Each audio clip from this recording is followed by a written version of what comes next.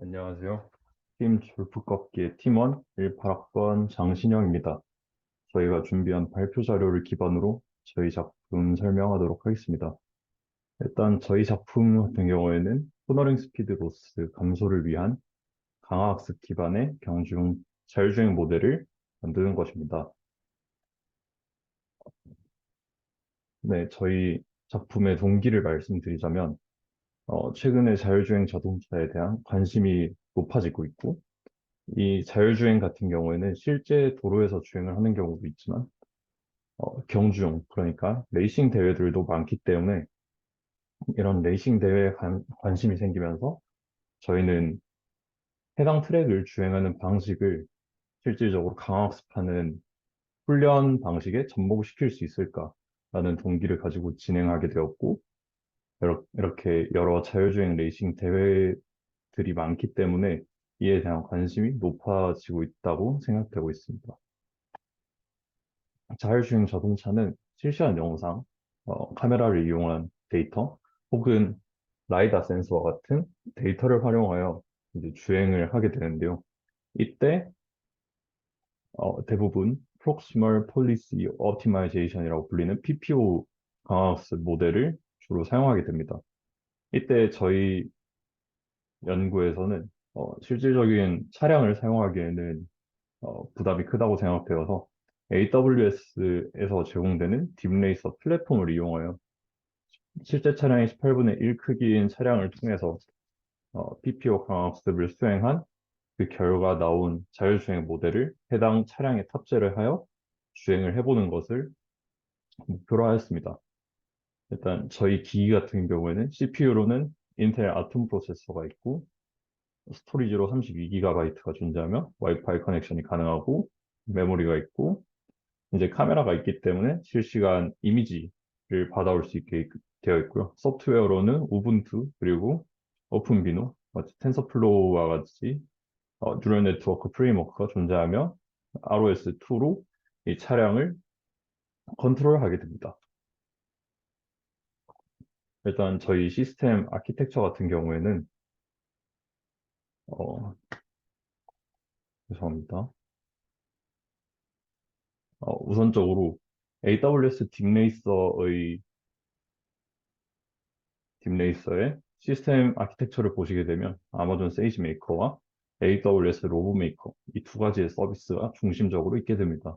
세이지 메이커라고 하면 머신러닝 혹은 강화학습을 위한 프레임워크인데 아마존에서 제공해 주는 것이 있기 때문에 거기에 RL 코치 프레임워크와 프레임워크를 이용해서 강화학습을 위한 어, 말씀드렸던 PPO 알고리즘 혹은 SAC 알고리즘 등의 에이전트를 생성하여 해당 에이전트가 로보메이커에서 실제로 시뮬레이션을 하면서 그 에이전트의 강학습 폴리시 네트워크를 업데이트하게 됩니다. 그래서 다시 말씀드리면 RL 코치라는 부분에서 이 강학습의 전체적인 구조를 가지고 수행을 하게 되는데 이 환경에서 이미지를 찍게 되면 해당 이미지를 스테이트로 받아들이게 됩니다. 에이전트는 그러면 이 이미지를 받아서 해당 인풋을 받은 후 2D CNN 임베더라고 불리는 필터링, 그러니까 뉴럴 네트워크를 수행한 다음에 해당 에이전트가 어떤 액션을 취할지, 그러니까 주행을 어떤 방식으로 할지 스텝마다 이 액션을 주어서 인바이러먼트와 상호작용을 하게 됩니다. 그러면 이 뉴럴 네트워크는 어떻게 구성이 되냐 보시게 되면은 이미지로 들어온 것을 CNN 레이어를 거친 후 CNN 레이어는 저희는 이제 인풋 임베더라고 부르게 되고 그 결과가 미들웨어라고 불리는 풀리 커넥티드 레이어로 들어가게 됩니다. 그리고 해당 연산의 끝으로 에이전트의 액션, 그러니까 컨트롤을 어떤 방식으로 할지 결정을 하게 됩니다. 그래서 마지막에 소프트맥스 활성화 함수를 통해서 이 네 가지 중에 하나를 골라 그것을 에이전트가 수행을 하게 됩니다. 저희의 주행 방식은 이러합니다. 맨 처음에 이 차량이 사진을 통해서 얻을 수 있는 정보에는 웨이포인트 리스트가 존재하게 됩니다. 그런데 이 웨이포인트라고 하는 것은 트랙의 정중앙에 존재하는 센터 라인에 점이 찍혀 있게 되는 것인데, 그러면 차량이 주행을 하는데 너무 적은 정보라고 판단이 돼요. 저희는 이 웨이포인트를 이용해서 트랙의 왼쪽 테두리, 그리고 바깥쪽 테두리, 왼쪽과 오른쪽 테두리라고 볼 수 있는 left, right 보더를 제작하여서 정보를 더 많이 제공하자라는 아이디어를 생각하였습니다. 그래서 저희는 해당 웨이포인트에서 벡터 연산을 통해 왼쪽, 오른쪽 보더를 새로운 정보로 해당 차량에 제공하게 되었습니다. 일단 저희의 주행 모델의 아이디어는 실제 경주 차량을 보게 되면 해당 트랙에 해당 트랙에서 우회전을 해야 하는 경우 어, 이 곡선 주로를 진입하기 전에는 레프트 보드에 붙어서 주행을 하다가 곡선 주로에서는 라이트 보드에 붙어서 주행을 하고 빠져나갈 때는 다시 레프트 보드로 이렇게 주행을 하게 되는 저희는 아웃 인 아웃이라고 얘기하는 주행 주법을 자주 사용하게 됩니다. 그러면 저희는 이를 어떻게 하면은 강화학습 모델에 탑재할 수 있을까? 이를 어떻게 리워드 펑션을 통해 표현을 할 수 있을까를 생각해 보았고요.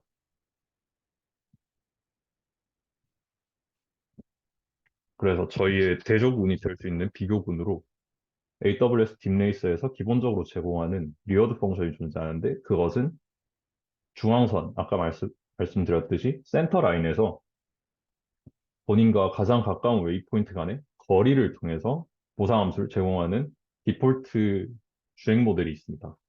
그래서 이 모델 같은 경우에는 중앙선에 차량이 가까우면 가까울수록 많은 리워드를 제공하고요. 이 파라미터 같은 경우에는 아마존에서 기본적으로 제공하기 때문에 연산량이 매우 적다고 볼 수 있겠습니다. 그러면 이제 저희가 방금 말씀드렸던 아웃인아웃 주행 주법을 살리기 위해서 시도한 두 가지 방법 중 첫 번째로는 그리디 어프로치가 존재합니다. 웨이포인트, 이 센터라인을 이루는 많은 웨이포인트 중에서 현재 차량과 가장 가까운 웨이포인트를 유클리디안 거리 계산을 통해서 찾아낸 이후에 해당 차량이 그 웨이포인트를 바라보고 있을 때 높은 디오드를 제공하게 되는데요. 결국에 해당 차량도 앞으로 진행하고 있는 가속도가 존재하기 때문에 직선 방향에서는 지그재그가 발생할 수도 있겠지만 이런 곡선을 주행하는 시점에서는 맨 처음 거를 바라보고 지나간 이후에 또 가까운 거를 봤을 때도 속도를 유지하고 있어서 슬라이딩 하듯이 밀려 나가다가 방향을 바꾸지 않을까라고 생각을 하였고요. 그리고 가장 앞에 있는 것만 판단하면 된다고 생각했기 때문에 저희는 파라미터 연산량도 적다고 생각을 했습니다. 또 다른 방식으로는 랩트 라이트 보더를 정보를 주었기 때문에 이를 활용하는 방식 중에 하나로 해당 차량에서 여러 웨이포인트까지의 선분을 그리다가 해당 선분이 레프트 또는 라이트 보더에 교차되는 지점이 있다면 그 바로 직전의 웨이포인트를 이 차량이 바라보았을 경우에 큰 보상을 제공하는 방식입니다.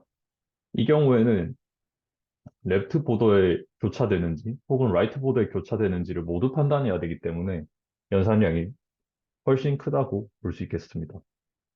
그래서 아까 말씀드렸던 세 가지 모델의 주행 방식인데요.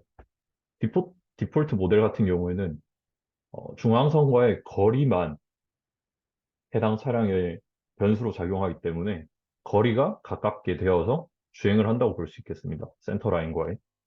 그리고 그리디 어프로치 같은 경우에는 제일 가까운 웨이포인트를 바라보고 주행을 했을 때 계속 앞으로 가려는 가속도가 존재할 것이기 때문에 너무 지그재그 방식이 아닌 아웃인아웃을 조금이라도 따라갈 수 있는 그런 모델이 될 수 있지 않을까 생각을 했고 이런 보더라인 어프로치 같은 경우에는 해당 차량이 해당 차량이 가까운 웨이포인트들을 다 확인하면서 보더라인과의 교차하지 않는 그 직전 웨이포인트를 바라보고 주행을 할 것이기 때문에 아웃인아웃과 가장 동일하게 주행 결과가 나올 것이라고 예상을 했습니다.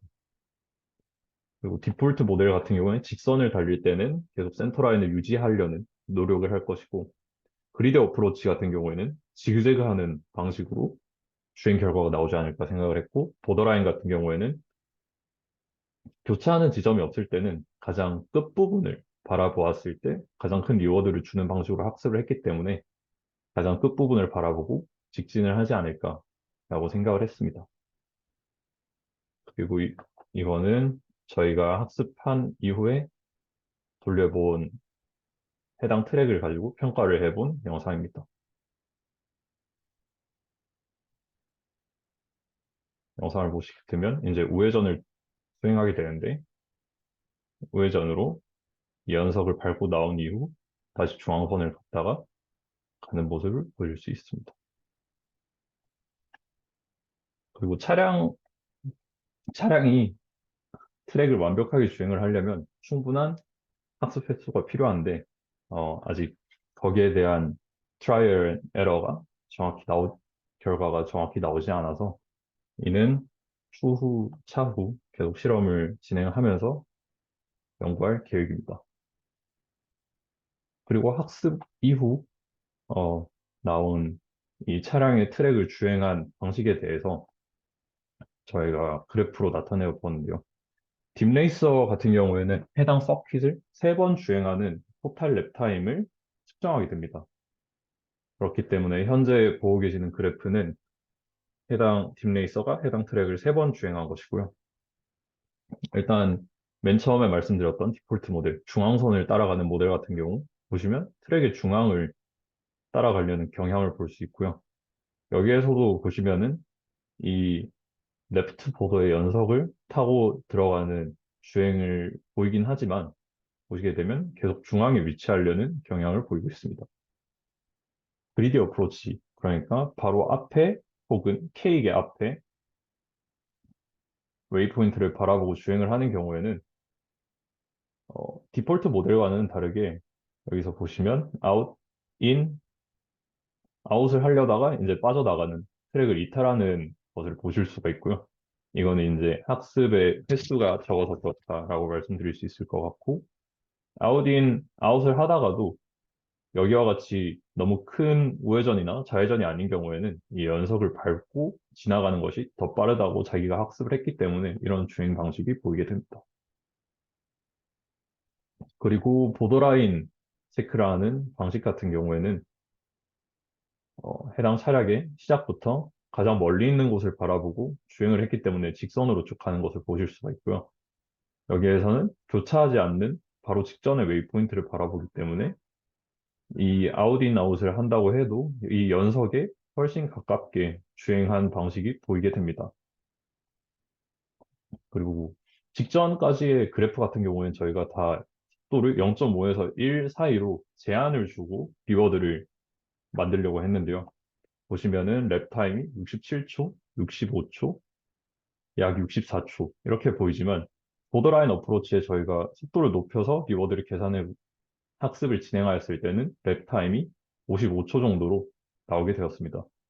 보시면은 트랙을 이탈한 횟수가 많아서 이에 대한 페널티를 많이 받긴 했지만 랩 타임은 여전히 더 짧았고 이에 대해서는 저희가 학습을 진행하는 횟수나 이를 더 정확하게 학습할 수 있는 방식이 있다면 더 좋은 결과가 나올 수 있지 않을까라고 생각을 했습니다. 그리고 금방 말씀드렸던 그 지표들이고요. 디폴트 같은 경우에는 67초, 그리디는 65초. 네. 그리고 주행 거리를 보시게 되면 디폴트가 50m, 그리디가 54m, 보더라인이 약 50m. 보시면 속도가 빠른 보더라인이 생각보다 주행 거리가 길다는 것을 알 수가 있는데요. 이거는 아마 트랙 이탈 횟수라든가 그리고 스피드로 트레이드오프 관계를 이루어서 그렇지 않을까라고 생각을 해봅니다. 네, 그래서 저희가 지금까지 이 작품을 구현하면서 든 생각은 코너링 스피드 감소, 로스 감소를 목적으로 해서 강학습 자율주행 모델을 만드는 것이 유효하다라는 것과 그리고 해당 제작된 주행 모델을 통해서 매월 진행되는 AWS 딥레이서 리그 혹은 추후에 열릴 수도 있는 국내 커뮤니티 대회 등에서 입상을 목표로 저희는 계속 연구를 진행할 계획입니다. 네, 이상입니다. 감사합니다.